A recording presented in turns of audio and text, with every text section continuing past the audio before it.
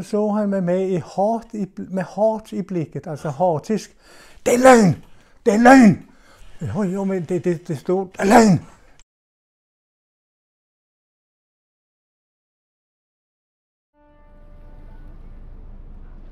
Det her handler om en god journalist. Nej, det er ikke Otto Ekevig. Han er en lille lort i den sammenhæng. Jeg taler om en rigtig, ægte, gravende journalist. Han hedder Paul Smith. Hans navn lyder som en amerikansk Hollywood-skuespiller, men det er han ikke. Han har derimod været død, men han ville tilbage. Han var ikke færdig. Paul Smith er faktisk grunden til, at vi kender navnet Christer A. Ja. Jag är alltså hälsar på den danska journalisten Paul Smith här i Århus. Första gången jag är i Århus, men inte den sista. Mycket trevlig, modern stad, fräsch. Der var 3 Christer Andersson, og nummer 2 var Honum. Og jeg præsenterede mig, og det var i Sverige, jeg ringte, fordi jeg ville invitere Honum på lunch, for at diskutere polisens mistanker. Og så blev han forbandet og hjemstillede mig med noget, som havde stået i tidningerne om prinsesse Diana. Så han hjemstillede mig med de journalister, som skrev om prinsesse Diana med mig, derfor jeg ville skrive om honom. Alltså, vi tar det från början så att tittarna hänger med. Du ringde Christer A. Ja. Du pratade med honom på telefon. Ja. Okej, du ringer honom. Vad är det första han säger när han svarar? Och vad säger du? Jeg siger, hej, mit navn er Paul Smith. Og han sagde sit navn jo, og så sagde jeg, vil gerne prate med dig om mordet på Olof Palme. Derfor jeg forstår, at du har været mistænkt, eller noget lignende. Ordet mistanke var et ord, jeg tog ind i alle fald. Og så bliver han forbandet. Hvad siger han? Og siger ungefær så her, at du er fuldstændig lig de engelske journalister, som just nu skriver noget elagt om prinsesse Diana. Det er ungefär vilket år det här var som du ringde Christer A? Det har været sikkert i 2005, men jeg tror. Det var mycket tidigt i alle fald. Eller mycket sent också. Eller sent. Ja. Nå ja, så var det tidigt. Ja, så det var för innan, ja. Ja, det var han.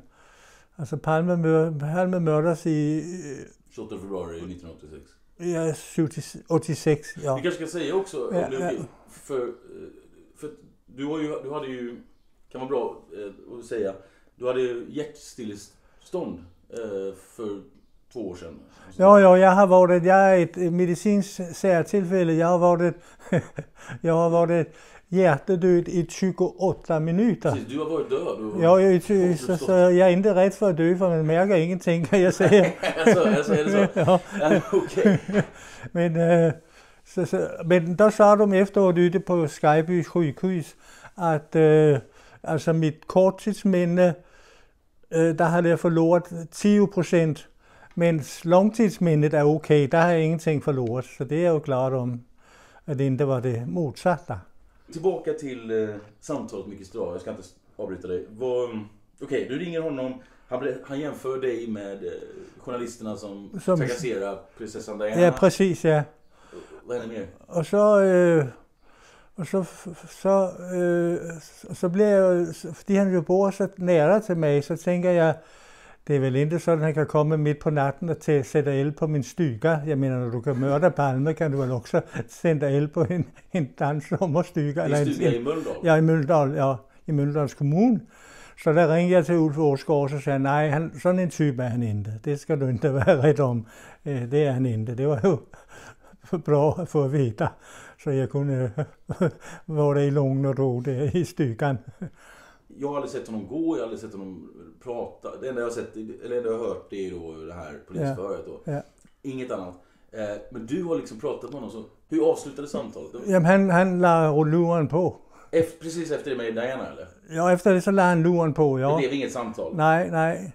Og så ringte jeg senere til hans lillebror, fordi han sældte også på. Nej, han var ikke lige så aggressiv, men han sagde inget interesse som jeg minns det, nej. Jag tänkte det här med, du har ju berättat för mig att Ulf Åsgård och Lennart Gustafsson är din svenska stämme. Ja. Men är det okej för dem att du har berättat det förresten? Ja, nu är det jo, fordi de blev jo, jeg ved, altså for Ulf Åsgård blev det relativt tidigt, fordi at der var jo så mygget med, at det var polisen, som havde gjort det og så videre, og de var jo både poliser på hver sit sæt, altså Åsgård var jo psykolog, eller psykiater, men psykiatriker hedder det på svenska, men han var jo profileksperten.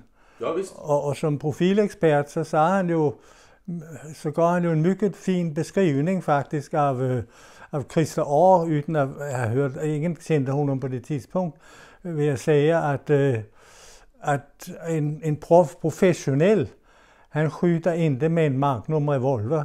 Det høres jo over halva stan.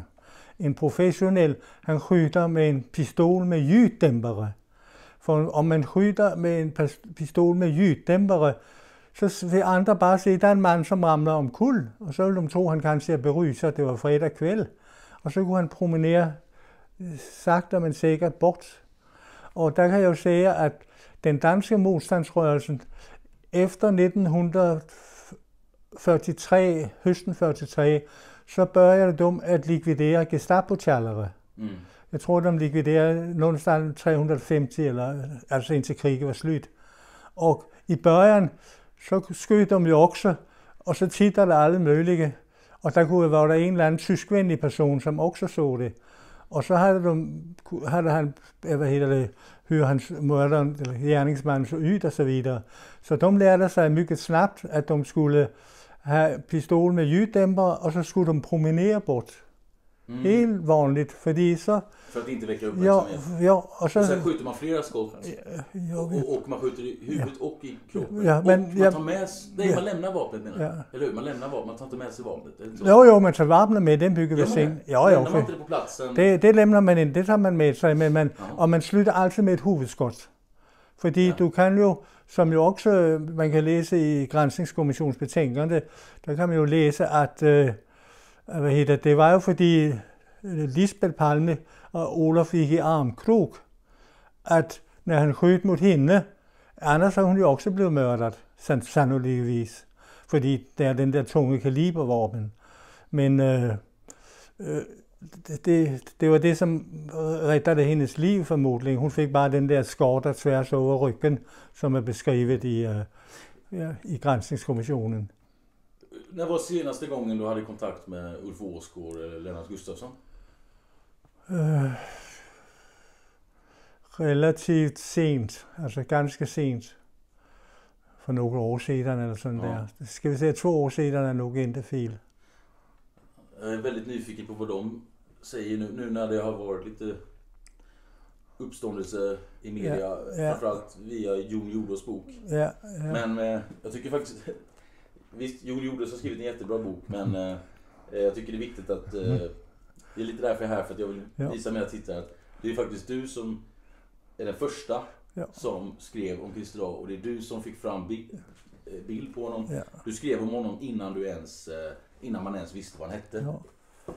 Men kan du berätta om hur du fick fram namnet? Han heter ju GH i Granskningskommissionens betänkande. Jo, men det har jeg er ganske overtykket om, at både, altså jeg ved, at Ulf Åsgård sagde navnet, og Lennart Gustafsson sagde navnet, og senere sagde også, hvad hedder hun... Nej, jag vet vad du menar, men jag kommer inte på namnet. Okej, strunt i det. Men som jag sa till dig innan jag satte på kameran här, att både du och jag, vi har ju tagit upp, du har skrivit om allt om Christer Aar, och jag har pratat om allt om Christer Aar. Vad ska vi... Jag åkte hit bara för att jag ville träffa dig. Men så tänkte jag, vad ska jag intervjua dig om som inte redan jag har tagit upp på kanalen? Det är väl att man kan ju ta utgangspunkt i varför blev han inte anholdt mycket tidigare. Og det er der et ændret navn, altså en, som er personligt ansvarlig for, og det er Hans Holmér. Hans Holmér, han gjorde jo ikke det, man altid skal gøre i en mordudredning. Se, hvad har vi af fakta? Og så, hvad peger fakta på? Og fakta peger på ikke på en yrkesmørdere, fordi det, han ville anvende pistol med ljuddæmper og promenere bort, sagte man sikkert. Men han bet sig jo fast. Man bortkaster det et år på hvad hedder det? På PKK. Han havde jo set sig galt, og det gjorde han af en mycket tynd argument, nemlig at der var 2 PKK'ere, eller også var det 3, som havde fået det, man kalder i Sverige kommunarrest. Det findes ikke i Danmark. Men det betød, at de boede i en kommune lidt uden for Stockholm, men de havde åkt ind til Stockholm. Og selvklart gør de det. Altså, om du nu bor... Var det café uppe på David Bagares gata också? Vad säger du? Det fanns ett kurdiskt café på David Bagares gata. Ja. Men det är bara en tillfälle. Ja. Nej, men problemet med Holmér är väl att han börjar med motiv och sen letar han fakta som passar in på motivet. Inte börjar med fakta och sen... Jag börjar på fel ände helt enkelt. Ja, det var fel. Og jeg ved, jeg har jo engang ætet lunch med Hans Holmér. Hvem? Jeg. Har du ætet lunch med Hans Holmér? Det var fordi han kom til Danmark, og der skulle han berette om en dækkere, han havde skrivet. Det var efter, han havde fået sparken fra polisen. Ja, vänta. Ja, fortsæt. Ja. Är det här eller? Ja.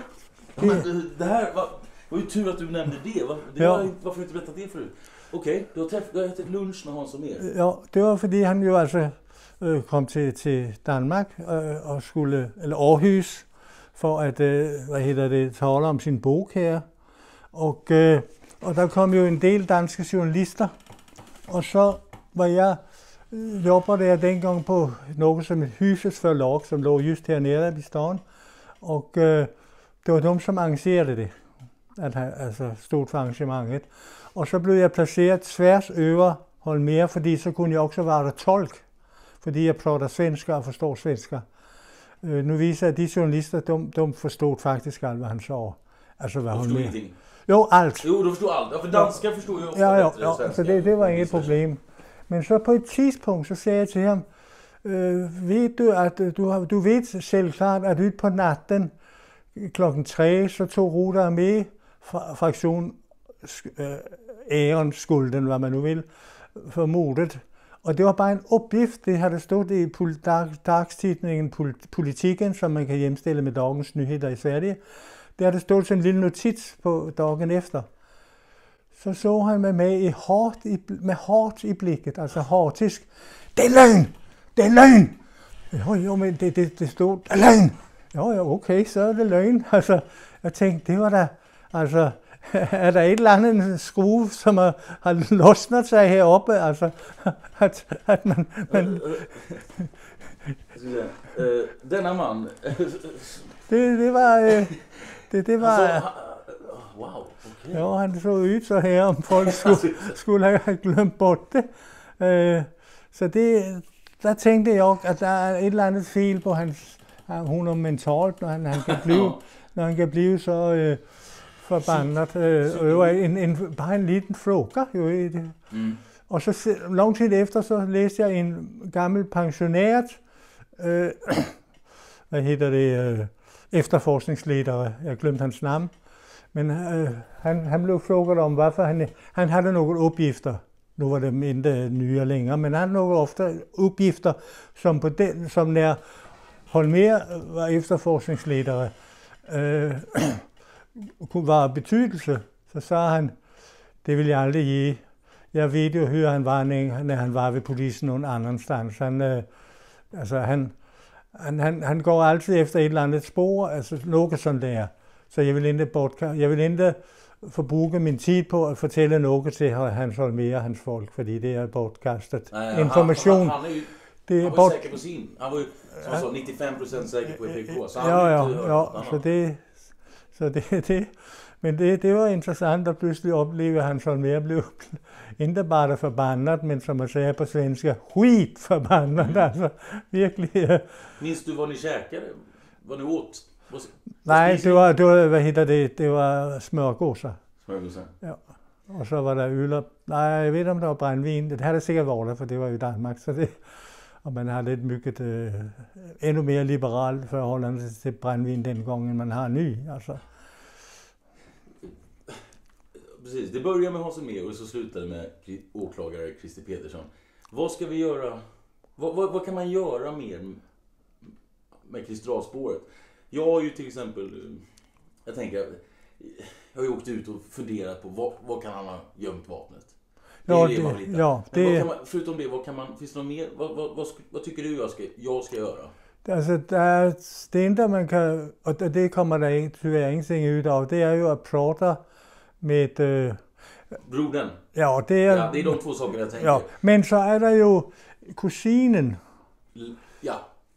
Og det var svårt for mig at læse det med kusin, fordi i Danmark er en kusin en tjej. Jaha, er det så? Mens en mandlig kusin hedder en fætter. Hvad heter det? Fætter. Ja. Så. Det lät som något annat på svenska. Ja, okay. Ja, men det hedder det altså på dansk en fætter. Ja. Ja, okay, ja, det er kul. Ja.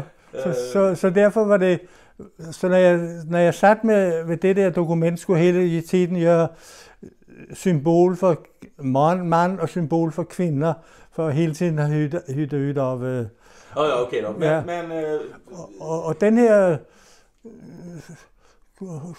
her kusine havde fået berettet af en anden, som var på svenska kusin, at han havde frågat, han havde engang været inden mordet, et år inden mordet, altså inden mordet, havde han været på besøg hos Christer Aar, fordi de vidste jo, at han var lidt ensom, men altså, så derfor så ville han være på Stockholm, og så hilser han på honom, og så sagde han noget med, hvem som har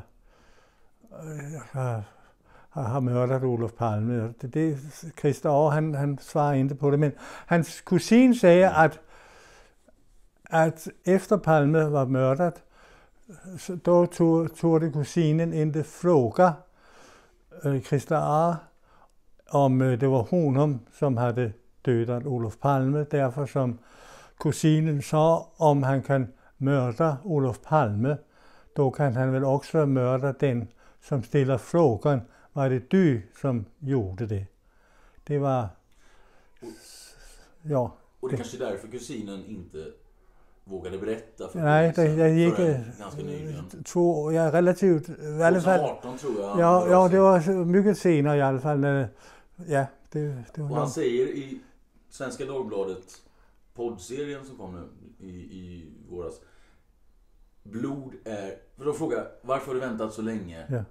Blod är tjockare än vatten. Att gå ut, blod är tjockare än vatten. Ja. Det förstår man precis. Ja, det är ja. Bra, ja. Men det interessante er jo, at man kan forstå, at når man læser disse olika forhørsprotokoller med familiemedlemmer, då forstår man jo, at Christer Aar var altid elefanten i rummet. Fordi pludselig blev han forbandet over et eller andet, og de vidste aldrig, hvad det kunne være. Altså, så dem der traditionelle jul, påsk og så videre, midsommer, det var aldrig specielt roligt, altså, fordi man skulle hele sætte og være afvagtende, at han endte pludselig blev jätteforbandet. Det är sådan ett genomgående drag. Just det. Hans mamma sa väl att hon ville inte ha med honom på fester för att hon var orolig för att han skulle han skulle bli arg och brusa upp. Ja. Sen hade han ju också ett otroligt iskallt lugn i vissa situationer. Ja, det hade han nämligen. Det kan man också, når man læser forhørsprotokollen med, altså det er jo specielt Lennart Gustafsson, det er jo honom, som kørte alle forhøren med honom. Og der ser man, og så ibland bliver han jo sarkastisk, altså der er et sted, hvor Lennart Gustafsson frågar, har du sett filmen Bröderna Mozart? Och så skrattar han. Och så säger han konstig fråga, säger så... Han säger avdelningen för ledande frågor. Ja, avdelningen för ledande frågor. Och så frågar han, varför är det en ledande fråga? Och så skrattar han. Men Gustafsson biter sig fast varje gång. Altså, så det kommer han ingenstans med. Och så är det ju, at nu är det der dokument, jeg ikke kan hitta, men det var jo et dokument, som, hvor man nu havde, slæbt ud, Christer Aars, altså sidste gang man forhørte honom. Sista gången, det är 2007. Ja. Och det är det som finns inspelat. Okej. Hela det förhöret finns. Okej, bra. Ja. Och han är hela tiden arrogant och... Ja, men jag tycker han är arrogant, men när han får frågan av Lennart Gustafsson. Var det du som den 28 februari sköt Palme? Så avdelning... Han börjar andas väldigt tungt. Ja. Okej, ja, det är... Och det gör han inte, det har jag lagt märke till. Ja. Det är som att jag tycker, då är han inte kaxig längre. Nej, och så säger han avdelningen för ledande frågor. Men det är klart, jag har inte hört det, jag har bara läst. Ja, du måste lyssna på det. Ja. Finns på min YouTube-kanal. Ja. Det sista förhöret med Christer. Ja. Och sen är det den här övervakningsfilmen från 10-årsdagen. Ja. Gärningsmannaprofilen föreslår ju att det kan vara så att mördaren besöker mordplatsen. Ja. Och Christer A besöker mordplatsen. Ja, det gör han nämligen. Både 95 årsdagen och 96 då. Ja, på 10-årsdagen fångas han ju på film. Ja. Och går in på kaféet mitt emot. Ja, prio 1 är ju då alltså hitta vapnet. För det är så, om man har slängt i en sjö eller havet, då är det ju, går det inte att provskjuta. Men enligt gärningsmannaprofilen och enligt folk som känner Christer A från skytteklubben och så tror de inte att han har gjort sig av med det tror jag alltså inte. Han har gömt det. Det tror jag också. Och alltså kanske då vi säger att han lagt en påse i en låda i marken så att det är helt orört. För det är en trofé. Ja, för jag har ju alltså varit där vid hans sommarstuga, alltså efter han har avlidet och allting. Och där kunne jeg jo se, at jeg gik en liten promenade, og man kan sige det sådan, Sverige er fyldt med stener, som ligger på kors og tværs i en skog. Og du lægger en plastpose der, og lægger det ned der, for at besøge stället en gang imellem. Så du kan jo ikke hitte det med at have en helikopter, eller det även att polishundar har ju senare hittat ut av, de är jättebra på också att lukta fram till vapen. Är de det? Ja, det är de. Och det är de jättebra på. Jag hörde lige en radiopodcast av, Hasse Aro, och det var just en polishund som hittade fram till en revolver som var bort. Det ska jag lägga på minnet. Ja. Så det är Hasse Aro, han har ibland, det är ju jag får huvudværk at læse for mycket, så lyssnar jag på Hasse Aros radiopodcast. Fallen jag aldrig glömmer. Ja, precis. Fallen jag aldrig glömmer. Ja. Han har ju 2 avsnitt eller fler, om Christer A också. Ja, det har han också, ja. Där intervjuar ju Lennart Gustafsson också. Ja. Och Jan Olsson. Ja, det är riktigt. Ja, det är sant. Jag har också talat med Jan Olsson. Jag har talat med alla i toppen inom polisen. Och så har jag ju skrivit en bok på svenska om Palmemordet. Ja, ska se, jag hämtar den så kan jag visa upp den. Den ligger överst där. Ja, den svenska inkvisitionen. Ja. Fast du behöver inte säga den svenska inkvisitionen. Inkvisitionen. Ja, det är... Ja. Det är den här jag skrev och den är ju byggt på alla dessa vittnesförhör och vittnesprotokoll. Och det precis. Ja, men det här kan jag lägga in efteråt, men jag tycker det är kul lite det är lite kul att visa här liksom. Ja. Alla de här böckerna har Paul skrivit och de andra Christer. Det här var först. Ja. Och sen tror jag den här kom. Och det här heter han bara GH. Ja. Jag vet du inte att den heter Kristall. Nej, och så nummer 3. Den här, det är det enda jag inte har faktiskt. Ja, du kan ta den. Kan det? Ja, jag har ett par stycken med in på kontoret. Du får gärna signera den också. Ja. Och jag måste säga att den här tycker jag är kanske, om man ska köpa, läsa en.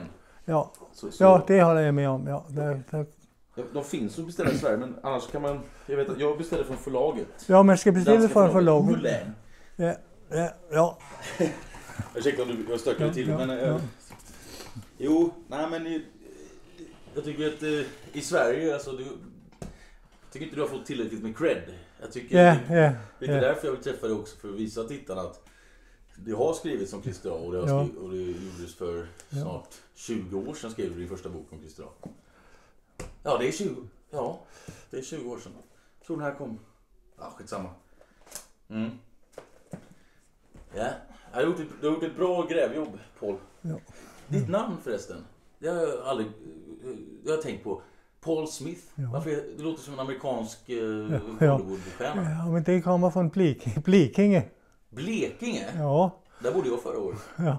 Det beror på att på 1700-talet cirka, då hittade man ut av i Sverige. Vad hittar man? Hittar ut av när man plogar jorden. Ja. Så man vänder inte bara som man gjorde tidigare, bara rev liten upp. Men alltså verkligen vänder jorden. Ja. Så man får plogen långt ner. Så får man en större skörd. Ja. Så därför fick man några skotska plogjärnssmidja. Alltså de som slog sig ned i södra Sverige. Är det skotskt? Va? Vad sa du, skotskt? Ja, skotsk. Ja, från Skottland, ja. Ja, men jag har ju också det. Jag heter ju Bruce. Okay. Jag vet inte det, men alltså, det är mitt släktnamn. Ja. Vad kul. Ja.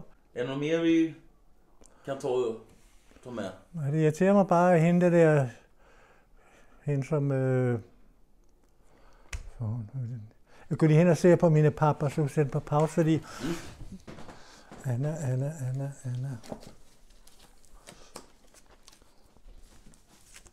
Og her er det interessant, man igen kan se.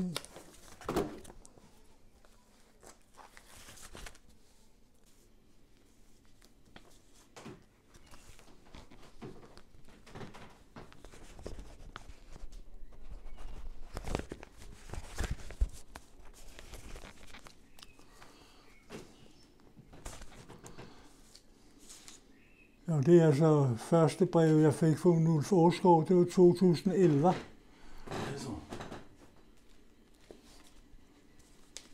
Är det hemligt eller? Nej, inte længere. Det var det længere. Du får ta bild på det om du behöver. Ja. Nej, jag tar det sen.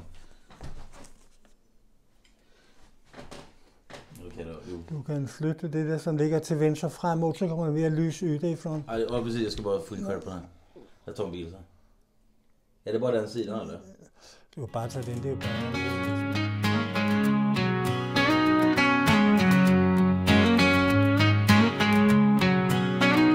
There's a man named Otto with a camera in his hands, rolling through the cities and the small town lands. He's got a YouTube channel that he built from scratch. Otto's Insight's the name and it's quite the catch. Journalist by trade, he's as sharp as a knife, peeling back the layers of the mysteries of life. He's on the trail of Palmy, gonna solve the case, with a gleam in his eye and a steady pace. Otto's Insight, shining like a star, taking us on journeys near and far. With every video he brings the truth to light. Otto's Insight, he's our guiding knight. Digging through the records, talking to the folks. Piece by piece the puzzle slowly provokes. In the heart of Sweden, he's turning every stone, seeking out the answers, he's never alone. Subscribers gather round, they hang on every word. From dawn till dusk, his voice is heard. Otto's got a mission, won't rest until it's done. For the truth about Palm, he'll be the one. Otto's insight shining like a star, taking us on journeys near and far. With every video he brings the truth to light. Otto's insight, he's our guiding knight.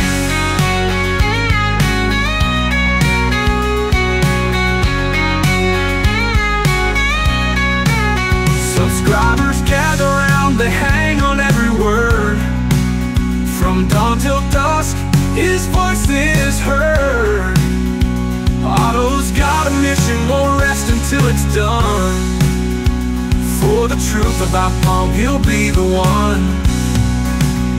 Otto's insight shining like a star, taking us on journeys near and far. With every video he brings the truth to light. Otto's insight, he's our guiding knight.